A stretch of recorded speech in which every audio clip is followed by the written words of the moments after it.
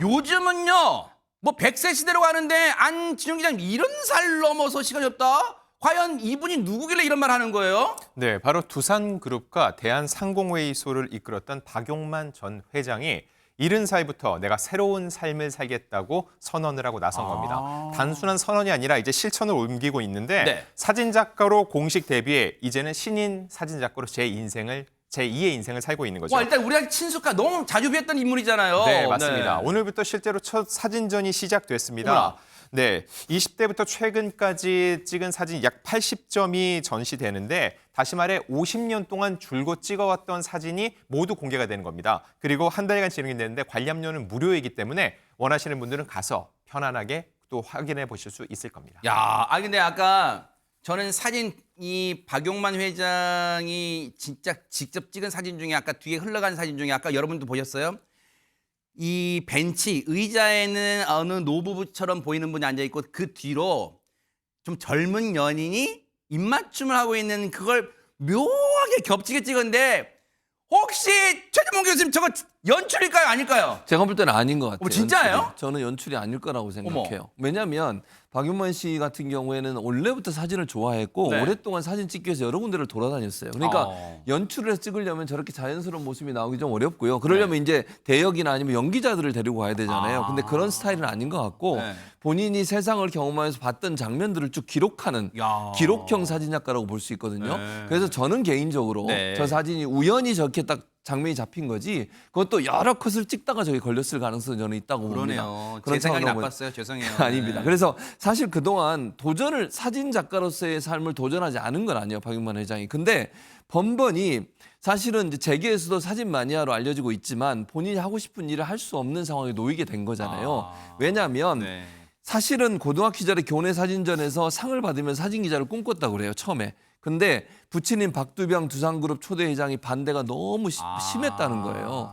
기업을 물러받기 원했고 그렇지. 기업에서 일하기를 원했는데 경영 수업 해야지 뭔 그렇죠. 사진이냐 뭐 바로 그랬겠죠. 그 그렇습니다. 당시 이제. 네. 근데 이제 본인 입장에서는 카메라를 들여다보는 세상, 그러니까 카메라를 통해서 들여다보는 세상이 너무 좋았다 그래요. 그러니까 세상에. 시름도 잃을 수 와. 있고 거기에 포커스를 맞추다 보면 그 삶이 자기한테 너무 행복한 삶이어서 그 관심을 계속 지울 수 없는 상황이었다. 아하. 그래서 접긴 접었지만 직장 생활을 하다가 1990년대에는요. 일하던 기업에서 나와서 전업 사진작가가 되려 했다고 그래요. 또 어머나. 그런데 사진작가로 성공해서 가족들을 건사할 수 있을까? 이런 현실적인 문제에 부딪히다 보니까 자신이 없어서 또 포기하고 말았다고 합니다.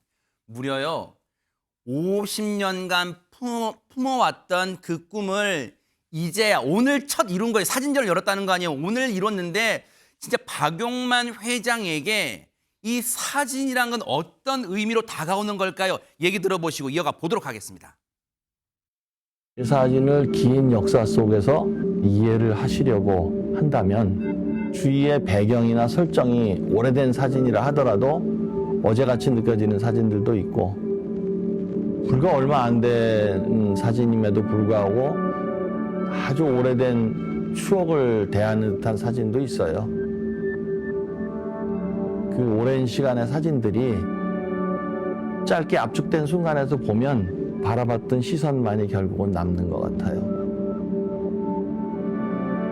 저의 사진 작업은 철저하게 고독한 작업이에요. 제가 본 시선, 그 시선에 잡혔던 순간들, 그 시선 속에 항상 존재하는 사람.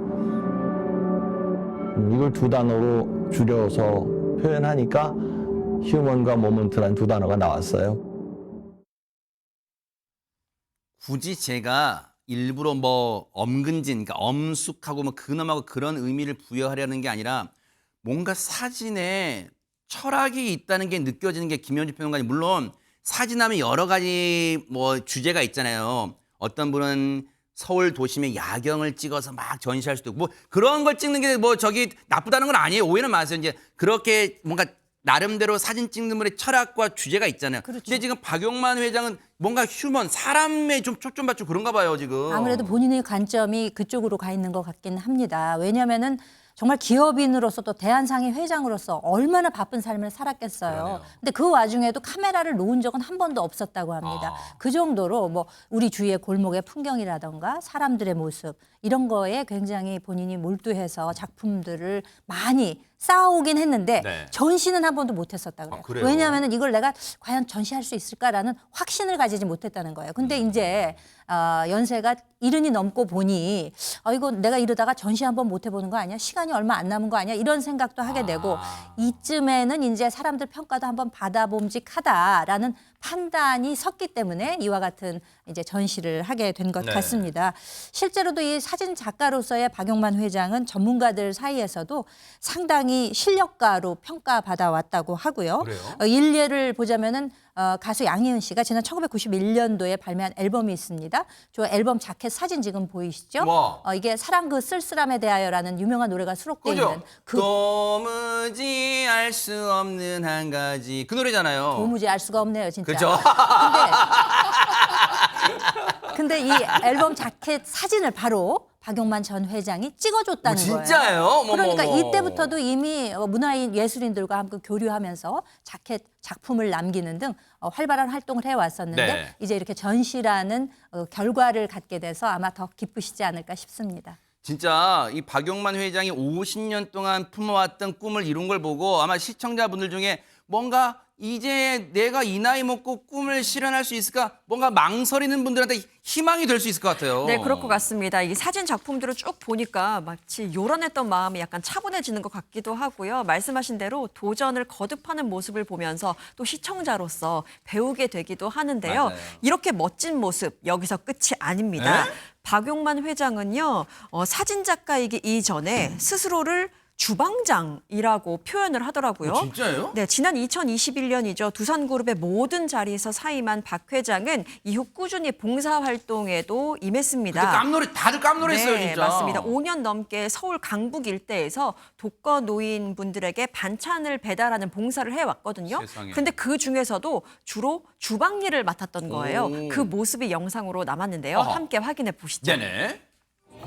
일정한 속도, 일정한 간격으로 당근을 썰고 있는 이분, 바로 놀랍게도 박용만 회장입니다. 진짜예요? 점점 막 속도를 높여도 실수 한 번 없는 저 빨리 모습이죠. 가는 거 아니야, 화면?